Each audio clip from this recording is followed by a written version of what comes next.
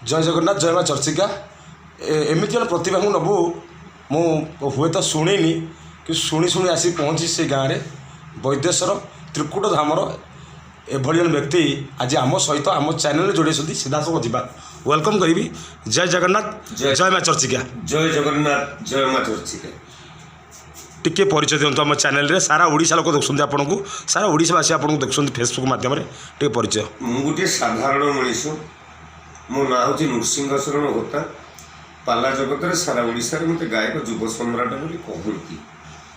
किंतु मु निजको सदाबले साधारणतः मन करी आसी कला हूँ मोर सेवा और कलार मु पूजारी आ घरटा हूँ प्रकृत परिचय हूँ मु तो मानपुर रे जन्म होइछि किंतु मोर पैतृक परिचय हूँ वैदेश्वर बांकी वैदेश्वर मो बापांकर जन्म मो जन्म माटी थिला वैदेश्वर किंतु आमे जन्म होइछु एठी मानपुर गाँव में मानपुर गाँव बासिंदा मानपुर गाँव परिचय पत्र एमती पहुँची रही तो वैदेश्वर जाती निज जन्मकला माटी की कौन अनुभव कला कहती त्रिकुट धाम एवं जो तीन धाम सारा ओडिशा रे नाम से गाँव को आप जन्म केमती लगती आप जाती से जगह को कौन अनुभूति लगे? अनुभूत तो निश्चय जिते बापांकर परिचय पत्र से मो बापांकर जन्म से जन्म माटी ठिया गले देह रोमांच हो जाए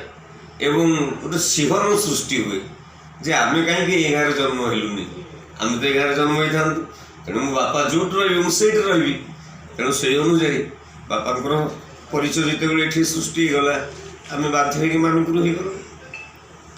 एमती बहुत जगह देखते आम निज गाँव को केते निकट तो लगती और सुंदर गोटे टी ब्रिज निकट में 5 वर्ष है टी ब्रिज ओडिशार बिगेस्ट टी ब्रिज कौन अनुभव करते निजे? जहाँ भी से आम अंचल गर्व हाँ जेकोसी महान पुरुष माने निज निज श्रम को दे किछि किछि उद्योग कर्म को जिते उपस्थापन कर बड़ कथा कौन कहीपर से तो आम गर्व आ गौरव आम अंचल गर्व आम अंचल गर्व भट्टारिका आम अंचल गर्व टी ब्रिज आम अंचल गर्व सिंहनाथ वैदेश्वर आम अंचल गर्व चर्चिका आम अंचल गर्व अंशुपारद तेणु ता भितर आम जन्म नहीं मैंने आम केड़े पुण्यवान ता केबे निजକୁ कहीहब कि कहीहबनी। निश्चिंत निश्चिंत भाव में जड़े सुनाम धन्य ओडिशार ना अच्छे आपणकर कहाँ जो आज जो जगार बस जो जगार किसी मंतव्य आज दौन सारा ओडिशावासी कहाँ प्रेरणा कहाँ आशीर्वाद जो आज सुंदर भाव में समस्त लोकप्रियता आप पारि कहाँ आदेश कहाँ प्रेरणा कहाँ अनुसरण से अनुसरण केवल होती मो नना बोले मो बापा मुझे पाला गाई नी बहुत दुष्टामी करी गाँव में क्या बाड़ी पिजुड़ी क्या बाड़ी खांदिया एमती चोरी करके मु खाए एते दुष्टामी होती जे मत कहीं कहून से गोटे पाला गायक हो पारि एवं गाँव किसी लोक मोर जेजे श्रेणी लोक बुढ़ावा श्रेणी लोक मैंने मत उपहास भी कर तेणु से समय मुझे पालार अयम आरंभ दिग को गली मो नना मत गोटे कथा कही बाबा रे सबू करू जीवन में मु जानी तू गोटे बड़ पाला वाला हो सारा ओडिशा रे 1 नंबर हो किंतु पालिया मानकर पैसा के मारिक खाइबुनी स्टाफ मान सदाबले सुख देतु तेणु बापा अनुप्रेरणा मु निश्चित भाव में से कर्म कर चली एवं मो कर्म को संपादन कर जो पाला कथा कहली कौटी करते से समय कथा टी अनुभूति आम चैनल माध्यम सारा ओडिशावासी देखते प्रथम पाला कौ जगार करते 2000 मसीहा आम गाँव में मध्यस्थली जड़े एसी कास्टर लोक जाति चंडाल हाड़ी घर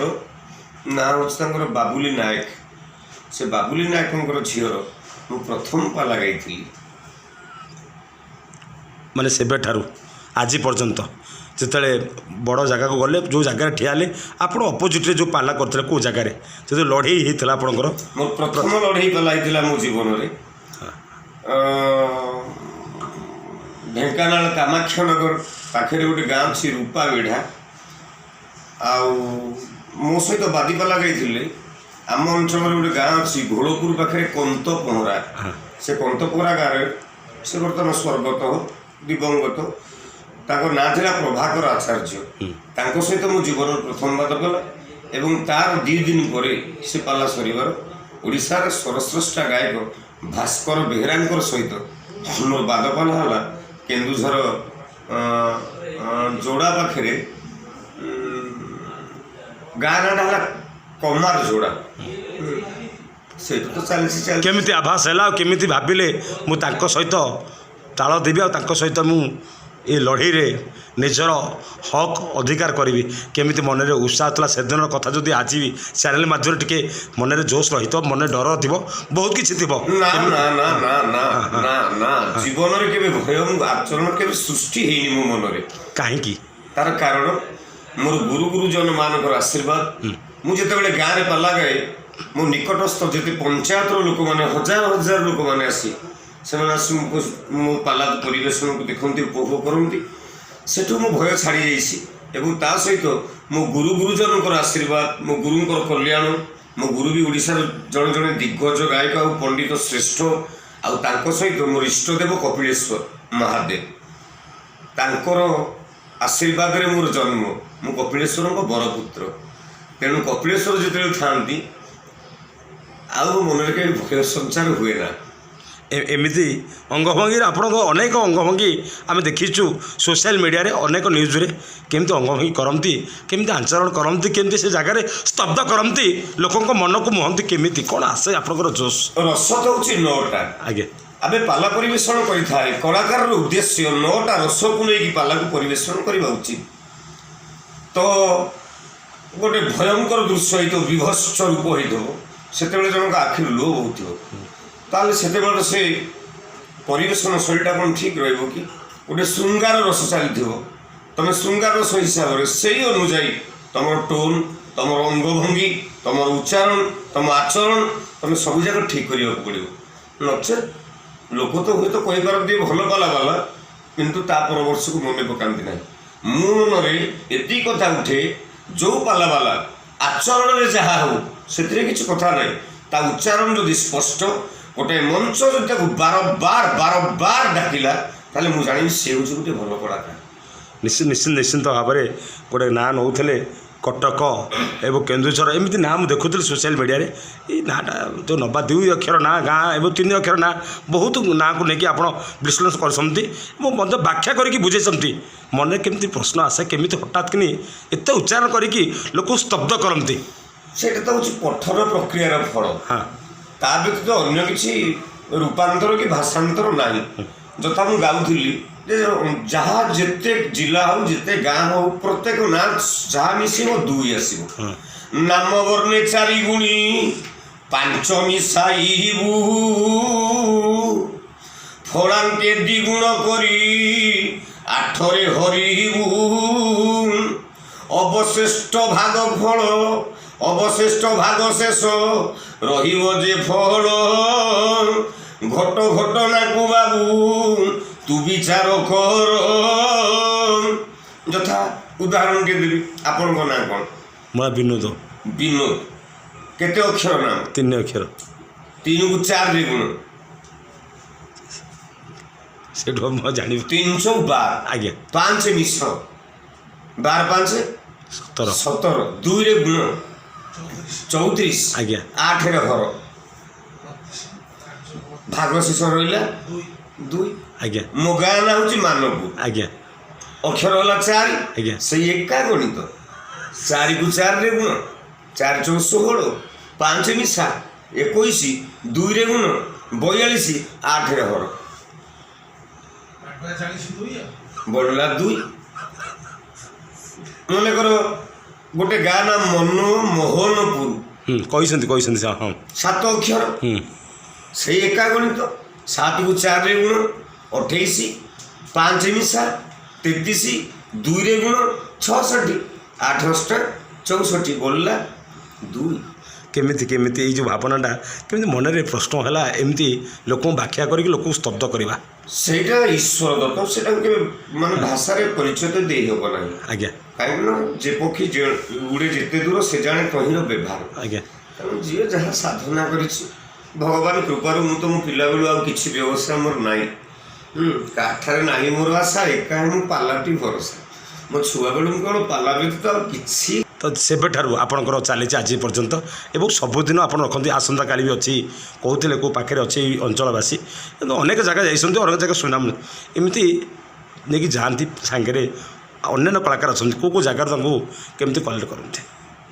ଅନ୍ୟାନ୍ୟ କଳାକାର ଆପଣଙ୍କ ପାଖରେ ଅଛନ୍ତି ଯେଉଁମାନେ ସହଯୋଗୀ ଆପଣଙ୍କୁ ସାଥ ଦେବେ କେଉଁ ଗାଁରୁ ନେଇକି ଯାଆନ୍ତି? ମୋର ତ ଶ୍ରୀପାଳି ହେଉଛି 5 ଗାଁରୁ ମଦନ କୁମାର ଜେନା, ଆଜ୍ଞା ତା ସହିତ ବାୟକ ହେଉଛି ଭୀମସେନ ଥିଲ, ତା ସାଙ୍ଗରେ ଯାଜପୁର ଜିଲ୍ଲାର ଗୋଟେ ପାଳିଆ କଳାକାର କେଦାରନାଥ ଦାନା, ତାପରେ ଢେଙ୍କାନାଳ ଭୁବନ ପାଖରେ ଗୋଟେ ପାଳିଆ ଥିଲା ଅମୁଲି, ଆଉ ଜଣେ ମୋର 15 ବର୍ଷର ସହଯୋଗୀ ବାୟକ ତା ନାଁ ହେଉଛି ରବୀନ୍ଦ୍ରନାଥ ଅଛନ୍ତି ଅବଶ୍ୟ ରବି ଦାସ ଅଛନ୍ତି। ହଁ ଅଛନ୍ତି। ଏବେ ସିନା ଫୋନ୍ ଯୁଗ ହେଇଗଲା, ଯେତେବେଳେ ଆପଣ ଯେତେବେଳେ ଏଇ ଲାଇନ୍ ପାଠ 2000 ମସିହା ସେ ସମୟରେ ଫୋନ୍ ନଥିଲା, କେମିତି ଯୋଗାଯୋଗ କରୁଥିଲେ? କେବଳ ସେତେବେଳେ ଥିଲା ମୋର ଗୋଟେ ମାର୍କସ 100 ଗାଡ଼ିଟେ, ହଁ ସେ ମାର୍କସ 100 ଗାଡ଼ି ମୋର ଥିଲା ସମ୍ବଳ, ହଁ ଗାଡ଼ି ନେଇକି ଯାଇ ସବୁ ପାଳିଆମାନଙ୍କ ସହିତ ଭେଟ ହେବାକୁ ସେତେବେଳେ ପଡ଼ୁଥିଲା। ସେ ଦୂର ବାଟ ନାଇଁ ପାଖ ବାଟ? ନାଇଁ ଦୂର ବାଟ। ସେ ଯିବେ କଥାବାର୍ତ୍ତା କରିବେ ପୁଣି ଗୋଟେ ଦିନ ଆସିବେ, ଯେତେବେଳେ ଏବେ ଫୋନ୍ ଯୁଗ ହେଇଗଲା କେମିତି କଣ୍ଟାକ୍ଟ ପୁରା? ଏବେ ତ ଆଉ ଅସୁବିଧା କିଛି ନାହିଁ, ନେଟ୍ ଯୁଗ ହେଇଗଲା, ସୋସିଆଲ ମିଡ଼ିଆ ହେଇଗଲା, ମୋବାଇଲ ହେଇଗଲା, ଅସୁବିଧା କିଛି ନାହିଁ। ବର୍ଷ ଯାକର ପ୍ରୋଗ୍ରାମ ଯେତେ ରହୁଛି ସବୁ ଯାକ ପ୍ୟାକ୍ ପ୍ରୋଗ୍ରାମ ସମସ୍ତଙ୍କ ପାଖକୁ ସୂଚୀପତ୍ରରେ ଛଡ଼ା ହେଇଯାଉଛି। ମାନସିକ କିଏ ଯେତେବେଳେ ସ୍ନେହ ଡାକିଲେ ଯାଆନ୍ତି ନା ମନା କରନ୍ତି? ମନା ତ କେବେ କରେ ନା, ହୁଏତ ମାନସିକ ପାଲା ପାଇଁ ମୋତେ ସମୟ ମିଳେ ନା, ବର୍ଷ ଯାକ ତ ସମ୍ପୂର୍ଣ୍ଣ ପ୍ରୋଗ୍ରାମ ପ୍ୟାକ୍ ହେଇକି ରହିଯାଏ। ଆଜ୍ଞା ଆଉ ଯେତେବେଳେ ବି ଫାଙ୍କା ରହେ ମାନସିକ ପାଲା ଡାକିଲେ ମୋତେ ଗୋଟେ ବହୁତ ଆତ୍ମଖୁସି ଲାଗେ। ସେଇଟା ମନରୁ କେତେବେଳେ ଭୁଲି ପାରନ୍ତିନି। ନିଶ୍ଚିନ୍ତ ଭାବରେ ନିଜ ଗାଁ ମାଟି ପାଇଁ, ନିଜ ତ୍ରିକୁଟ ଧାମ, ନିଜ ବୈଦେଶ୍ୱର ପାଇଁ କେତେ ଡେଡିକେଟେଡ୍ ଆପଣ? ସେଇଟା ତ କହିପାରିବିନି। ମୁଁ ବୈଦେଶ୍ୱରଙ୍କ ପାଇଁ ଡେଡିକେଟେଡ୍, ମୁଁ କପିଳେଶ୍ୱରଙ୍କ ପାଇଁ ଡେଡିକେଟେଡ୍, ମୁଁ ଭଟ୍ଟାରିକାଙ୍କ ପାଇଁ ଡେଡିକେଟେଡ୍, ମା ଚର୍ଚ୍ଚିକା ମା ଚର୍ଚ୍ଚିକାଙ୍କ ପାଇଁ ମୁଁ ଡେଡିକେଟେଡ୍। ନିଶ୍ଚିନ୍ତ ଏଇ ଆପଣଙ୍କ ଏଇ ଚ୍ୟାନେଲ ମାଧ୍ୟମରେ ଅନେକ ଲୋକ ମୋତେ ଦେଖିବେ, ଆପଣଙ୍କୁ ଦେଖିବେ, ବୈଦେଶ୍ୱର ଅଞ୍ଚଳବାସୀକୁ ରଖିବେ ବାର୍ତ୍ତା ଏଇ ଚ୍ୟାନେଲ ମାଧ୍ୟମରେ। ଯେତେବେଳେ ମାଇକେଲ ଆସିଛି ନିଜ ଅଞ୍ଚଳ, ନିଜ ମା, ନିଜ ଗାଁରୁ, ନିଜ ଭାଇଙ୍କ, ନିଜ ବନ୍ଧୁ ପରିବାର ପାଖରୁ ଆସିକି ଆପଣଙ୍କ ସହିତ ଯୋଡ଼ି ହେଇଛି, କ'ଣ ରଖିବେ ବାର୍ତ୍ତା ଆପଣଙ୍କ ଗାଁ ତରଫରୁ? ଭାଇ ବନ୍ଧୁ ଥିବେ, ଆପଣଙ୍କ ପରିବାର ଥିବେ, କ'ଣ କହିବେ ଏଇ ଚ୍ୟାନେଲ ମାଧ୍ୟମରେ? ବୈଦେଶ୍ୱର ଗାଁ ମୁଁ କ'ଣ ଦେବି ପରିଚୟ? ବୈଦେଶ୍ୱର ଗାଁ ତ ଯେତେବେଳେ ମୋ ବାପାଙ୍କର ଜନ୍ମସ୍ଥାନ, ମୋ ବାପାଙ୍କର ନିଜର ଜନ୍ମଭୂମି, ଆଉ ବୈଦେଶ୍ୱର ଗାଁ ମୁଁ ଏତିକି କହିବି, ସେ ଗାଁରେ ଗୋଟେ କଲଚରାଲ୍ ପ୍ରୋଗ୍ରାମ୍ କରନ୍ତୁ, ପ୍ରତ୍ୟେକ ବର୍ଷ 3 ରାତି କି 5 ରାତି ଲେଖେ ବାଦପାଲା କରନ୍ତୁ। ମୁଁ ପାଲା ପରିବେଷଣ କରିବା ପାଇଁ ଚାହେଁନି, ମୁଁ ପାଲା ଉପଭୋଗ କରିକି ମୋ ଗାଁର ଯେଉଁ ପୂର୍ବତନ ଗାଁ, ସେ ପୂର୍ବତନ ଗାଁର ସୌଭାଗ୍ୟକୁ ସାଉଁଟିବାକୁ ଚାହେଁ। ନିଶ୍ଚିନ୍ତ ଭାବରେ ଯଦି ଆଜି ଏଭଳିଆ ଗୋଟେ ଯୁଗ କହିଲେ ଅତ୍ୟୁକ୍ତ ହେବନି, ଗୋଟେ ଯୁଗାନ୍ତରୀ ଗୋଟେ ଲୋକମାନଙ୍କ ପାଖରେ ପହଞ୍ଚିବାର ଯେଉଁ ବାର୍ତ୍ତା ମୁଁ ଆସି ପହଞ୍ଚିଛି, କେବଳ ଯାତ୍ରା ଜଗତର ଯାହାଙ୍କର କମେଡ଼ି ଲୋକ ହସନ୍ତି ଆଉ କିଙ୍ଗ ମେକର କହିଲେ ଅତ୍ୟୁକ୍ତ ହେବନି, ଜଣେ କିଙ୍ଗ କମେଡ଼ି ଭିକାରୀ ବାବୁଙ୍କ ମାର୍ଫତରେ ଜଣେ ମୋର ଭେଣେଇ ହେବେ, ମୁଁ ତାଙ୍କୁ ନନା ଡାକେ, ଯାହା ହଉ କହିଲେ ଚାଲ ଦେଖିବୁ, ମାନେ ଅମାୟିକ ଲୋକ, ଯାହା ହଉ ତାଙ୍କୁ ଧନ୍ୟବାଦ ଦେବି। କ'ଣ କହିବେ, ଜଣକ ସୁନ୍ଦର ଲୋକ, ମୋ ଗାଁ ମାଟି, ମୋ ଗାଁର ବାସ୍ନା, ଆପଣଙ୍କ ଅଦ୍ୱିତୀୟ, ଆପଣଙ୍କୁ ଭଗବାନ ସହ ତୁଳନା କରାଯିବ। କେମିତି ଦେଖିଲେ କ'ଣ କହିବେ, ତାଙ୍କ ଯୋଗୁଁ ଆପଣଙ୍କ ପାଖରେ କି ସମୟ ବାର୍ତ୍ତାଳାପ ନେଲି, କ'ଣ କହିବେ ଆଜ୍ଞା? ପାଲା ଜଗତରେ ମୁଁ ତ ଗୋଟେ ସାଧାରଣ ଲୋକ, କିନ୍ତୁ କାହିଁକି ମୋତେ ଏମିତି ଲୋକମାନେ ଭଲ ପାଆନ୍ତି ତାହା ମୁଁ ଜାଣେନି। ନିଶ୍ଚିନ୍ତ ଭାବରେ ସେ ତ ଯାତ୍ରାରେ କାମ କରୁଛନ୍ତି, କିନ୍ତୁ ଆପଣଙ୍କୁ ସେ ବାପା ବୋଲି ସମ୍ବୋଧନ କରୁଛନ୍ତି, ମାନୁଛନ୍ତି ମଧ୍ୟ। କେବଳ ମୁଁ ଭିକାରୀ ନୁହେଁ, ହଁ ଓଡ଼ିଶାର ହାସ୍ୟ ଅଭିନେତା ଭାବରେ ମଧ୍ୟ ସେ ଆଗ ଧାଡ଼ିକି ଚାଲି ଆସିଲାଣି। ତା ବ୍ୟତୀତ ଯାତ୍ରା ଜଗତରେ ବର୍ତ୍ତମାନ ଯେଉଁ ଭିଲିଆନ୍ କରୁଛି ମୋ ପୁଅ କାହ୍ନା, ମୋତେ ବାପା ବୋଲି ଡାକନ୍ତି, ପିୟୁଷ ମୋତେ ବାପା ବୋଲି ଡାକେ। ତେଣୁ ଅନେକ କଳାକାରମାନଙ୍କ ସହିତ, ଯାତ୍ରା କଳାକାରମାନଙ୍କ ସହିତ ମୋର ଅନୁଭୂତି ବହୁତ। ପାଲା ଥରେ ଗାଇକି ଜଗତସିଂହପୁର ମୁଁ ଫେରୁଥାଏ, ଖୋର୍ଦ୍ଧା ବରପଦା ବୋଲି ଗୋଟେ ଗାଁ ଅଛି, ପାଲା ସାରିକି ଫେରୁଛି, ବରପଦା ଗାଁ ପାଲା ସରିଯାଇଛି, ଜଗତସିଂହପୁର ପାଲା ସାରିକି ମୁଁ ଫେରି ଆସୁଛି ବରପଦା। କେମିତି ଖବର ଗଲା କାହ୍ନା ପାଖକୁ, କାହ୍ନା ସାଙ୍ଗେ ସାଙ୍ଗେ ଫୋନ୍ କଲା, କହିଲା ବାପା ତୁମେ ଏପଟେ ଯାଉଛ, ମୋ ପାଖକୁ ଆସିବନି? ମୁଁ କହିଲା ମୁଁ 2ଟା ଗାମୁଛା ପିନ୍ଧିକି ମୋ ଗାଡ଼ି ଭିତରେ ବସିଛି, ଆଉ ଡ୍ରେସ୍ ପତ୍ର ପିନ୍ଧିବାକୁ ସମୟ ନାହିଁ, ମୁଁ ବହୁତ ଟାୟାର୍ଡ଼। ନା ଏଇ ଗାମୁଛା ପିନ୍ଧିକି ଆପଣ ଆସନ୍ତୁ। ମୋତେ ପାଳିଆମାନେ ପୁଣି ସାଙ୍ଗେ ସାଙ୍ଗେ ନେଇକି ଗଲେ, କାହ୍ନା ପାଖରେ ବସିଛି। ଏପଟେ ଖଣ୍ଡଗିରିର ଉପର ଅଞ୍ଚଳ ଚାଲିଥାଏ, ବୋଧେ ପାର୍ବତୀ ନା କ'ଣ ମନେ ପଡ଼ୁନି, ପିୟୁଷ ଥିଲା ସେଥିରେ। ପିୟୁଷ କହିଲା ବାପା ତୁମେ କ'ଣ କେବଳ କାହ୍ନାର ବାପା, ମୋ ବାପା ନୁହଁ, ଆପଣ ଟିକେ ଆସିବେନି? ତେଣୁ ସେତେବେଳେ ଅନୁଭୂତି ଦେହରେ ଗୋଟେ ରୋମାଞ୍ଚ ସିଂହରଣ ହେଇଯାଏ। କାହିଁକିନା ଏମାନେ ଭଲ ପାଉଛନ୍ତି ତ, ଏ ନାଁଟାକୁ ଟିକେ ମନେ ରଖିଛନ୍ତି ତ, ଆଉ କ'ଣ ଦରକାର ଜୀବନରେ। ନିଶ୍ଚିନ୍ତ ଭାବରେ